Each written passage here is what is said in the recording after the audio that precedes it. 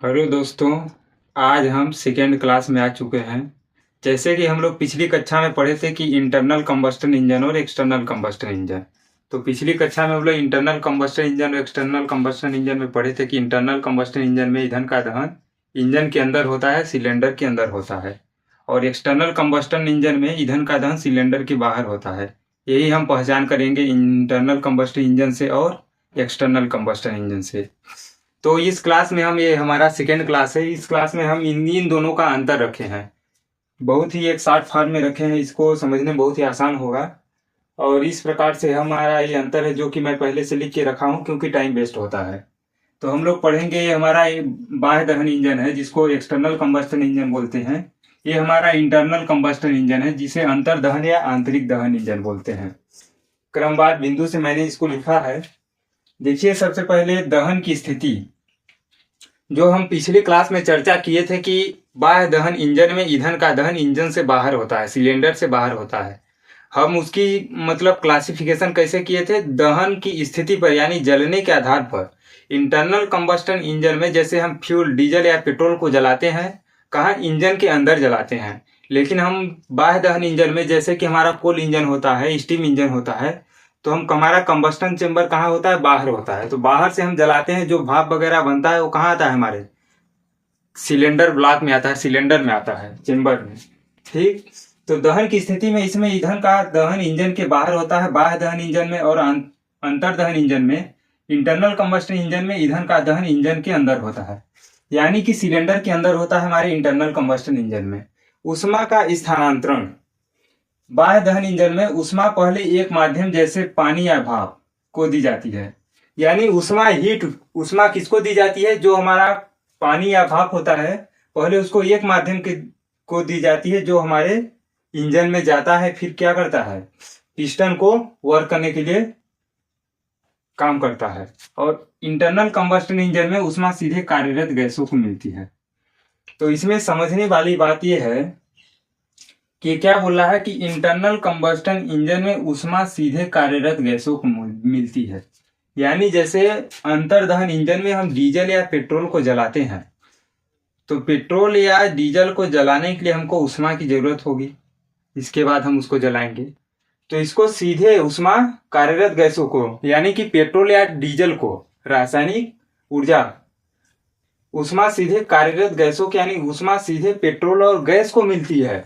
इसमें ऊष्मा पहले एक माध्यम को मिलती है। एक माध्यम हमारा क्या है, एक्सटर्नल में पानी हो गया, जैसे भाप हो गया, तो पहले एक माध्यम को दी जाती है, तब हमारा हमको क्या मिलता है, एनर्जी मिलती है। ठीक।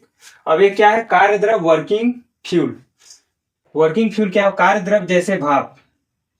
जैसे कि पहले एनिमेशन में मैं एनिमेशन दिखाया था एक्सटर्नल कंबस्टन इंजन का, जो इंजन में बाहर से लाया जाता है।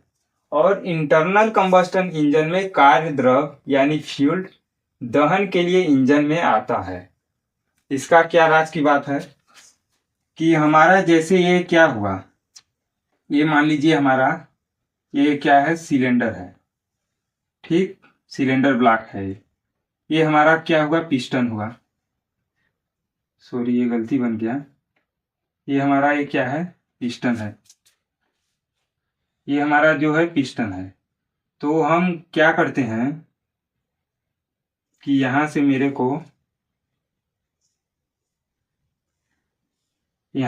को, क्या है, एक्सटर्नल कंबस्टन इंजन में हम, ये एक्सटर्नल कंबस्टन इंजन में जो हमारा कोयला रहेगा, कोल रहेगा, उसको हम बाहर करेंगे, बाहर से जलाएंगे। इसके बाद जो इसका भाप बनेगा वो हमारा कहाँ जाएगा, यहाँ अंदर जाएगा। यहाँ अंदर से जाएगा तो जो भाप जाएगा तो पिस्टन को धक्का मारेगा, तो पिस्टन आगे पीछे जब करेगा, पिस्टन एक्ट करेगा अपना पिस्टन, तो हमारा ये पहिया घूमेगी।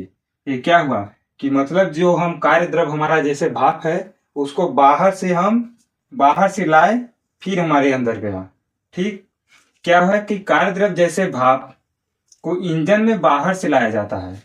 इंजन में भाप हमारा कहाँ बनेगा, बाहर बनेगा। भाप को फिर हम इंजन में लाएंगे। ये हमारा कार्य द्रव एक्सटर्नल कंबस्टन इंजन का है। और कार्य द्रव दहन के लिए इंजन में आता है। इंटरनल कंबस्टन इंजन में कार्य द्रव क्या हुआ, हमारा डीजल या पेट्रोल हुआ। और डीजल पेट्रोल कहाँ दहन होता है, इंटरनल कंबस्टन अंदर होता है, जो कि हम लोगों को दिखता नहीं है। ठीक। तो क्या हुआ, कार्य द्रव हम अपने इंटरनल कंबस्टन इंजन में दहन के लिए इंजन में डायरेक्ट हम पेट्रोल या डीजल जैसे टंकी में डाले, फिर कहाँ जलेगा वो। जैसे कि हमारा पेट्रोल इंजन हुआ तो स्पार्क प्लग के द्वारा जलता है पेट्रोल, अंदर में जलता है, कंबस्टन चेंबर उसका दहन कक्ष अंदर होता है। तो कार्य द्रव दहन के लिए इंजन में आता है इंटरनल कंबस्टन इंजन में, और एक्सटर्नल कंबस्टन इंजन में कार्य द्रव बाहर से लाया जाता है। और एक्सटर्नल कंबस्टन इंजन यानी बाह्य दहन इंजन की गति सामान्यतः कम होती है। गति के आधार पर हमारा बाह्य दहन इंजन कम होता है, इसकी गति कम होती है, और अंतर दहन इंटरनल कंबस्टन इंजन आज तक जहां भी आप लोग देखते होंगे वो इंटरनल कंबस्टन इंजन ही है, वो हमारा गति उच्च होती है। और प्रारंभ समय एक्सटर्नल कंबस्टन इंजन धीरे शुरू होता है और इंटरनल कंबस्टन इंजन तुरंत चालू हो जाता है, तुरंत शुरू हो जाता है। एक्सटर्नल कंबस्टन बाह्य दहन इंजन को हमको चालू करने के लिए थोड़ा कठिनाई होती है, और ये अंतर दहन इंजन तुरंत चालू हो जाता है।